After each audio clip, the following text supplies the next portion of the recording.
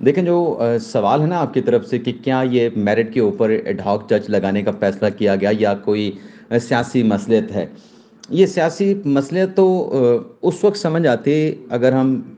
To the point जो है वो सवाल के जवाब के ऊपर आ जाएं जब काजी फैसल साहब के पास मेजॉरिटी होती। अभी जो मखसूस नशिस्तों के हवाले से फैसला हुआ है उसमें तो ये वाज़ेह हो गया कि अब जो मेजॉरिटी है वो आने वाले जो चीफ जस्टिस हैं जस्टिस मंसूर अली शाह साहब उनके पास है। और वो मेजॉरिटी में आकर अगर ये फैसला कर सकते हैं कि मखसूस नशिस्तें जो हैं वो तहरीक इंसाफ को देनी हैं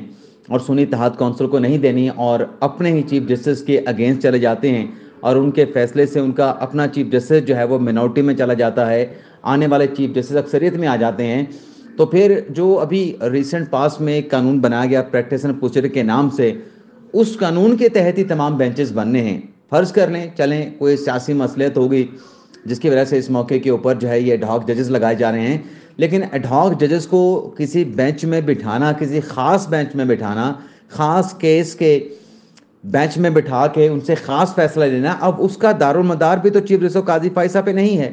अब जैसे मैंने कहा कि मेजॉरिटी तो चली गई है दूसरी साइड पे। आज के दिन की अगर हम बात करें तो मेजॉरिटी दूसरी साइड पे है। तो अगर काजी फैसल साहब कोई ऐसी अटेम्प्ट करना चाहते भी हैं, अल्लाह उनका उनके दिल में क्या है ज़्यादा बेहतर जानता है, लेकिन वो एग्जीक्यूट नहीं कर पाएंगे क्योंकि जब कमेटी में किसी खास मामले का बेंच बनेगा तो उसमें दूसरे जज भी होंगे, मंसूर अली शाह साहब होंगे, अपने मुनीब अख्तर साहब होंगे, उनकी राय भी शामिल होगी और वहाँ पे फैसला कसरत राय से होना है। तो